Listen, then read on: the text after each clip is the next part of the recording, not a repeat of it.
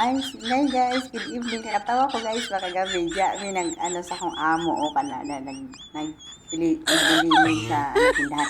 Tapos may aso. My Tawa God. ko ng tawa kasi ang aso.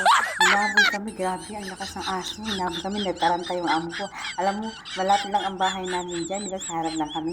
Lumiko yun sa ibang lugar, kaya baka daw sundan kami ng aso sa Takot natin ko, My grabe yung God. aso, hinabol talaga kami. Imagine na.